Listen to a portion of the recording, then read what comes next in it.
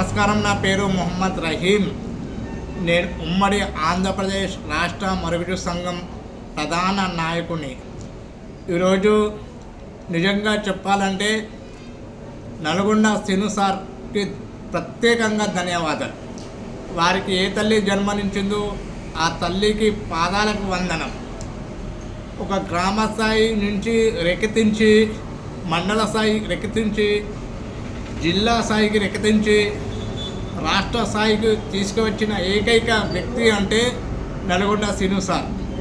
నల్గొండ శ్రీను సార్కి ప్రత్యేకంగా ఉమ్మడి ఆంధ్రప్రదేశ్ రాష్ట్ర మరుగుడు సంఘం వికలాంగుల సంఘాల తరఫున ప్రత్యేకంగా ధన్యవాదాలు తెలియజేస్తున్నాను.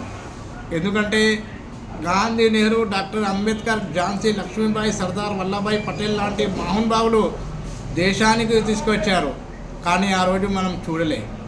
కానీ వికలాంగులకు చట్టం 1995 డిసెంబర్ 3కి వచ్చింది. దానికన్నా ముందు నల్గొండ శ్రీను సార్ ప్రత్యేకంగా పోరాటాలు చేసిండు. ఆ రోజు ఏ సంఘం ఏ నాయకుడు ముందుకు రాలే, తర్వాత వచ్చారు.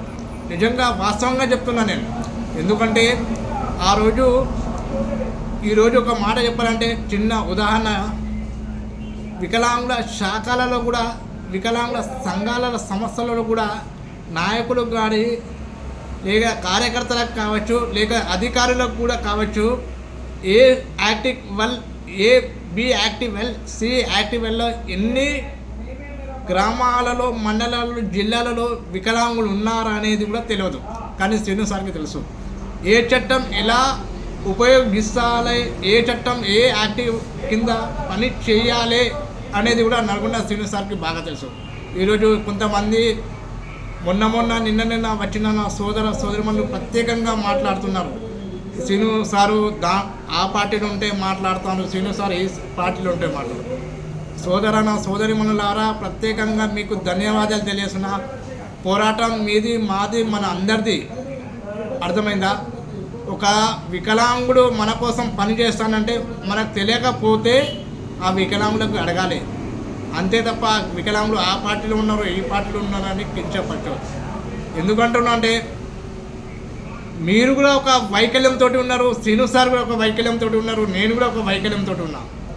కానీ శ్రీను సారు ప్రత్యేకంగా ఢిల్లీలో ఇండియా గేట్ కాడ నేను స్వయంగా చూసిన. 2006లో, 2007లో, 2008లో ప్రత్యేకంగా పోరాటం చేసినారు. ఆ రోజుల్లో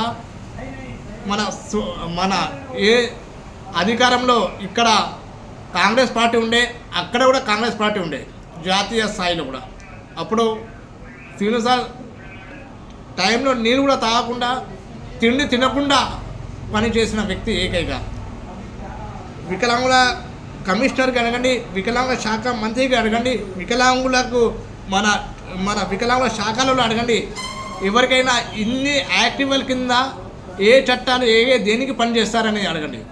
అదే శ్రీను సార్ 2 నిమిషాల్లో చెప్పేస్తారు. శ్రీను సార్ గురించి ఎవరికి ఏం తెలియదు. కాబట్టి దయచేసి శ్రీను సార్ గురించి ఏం మాట్లాడకండి. రైట్.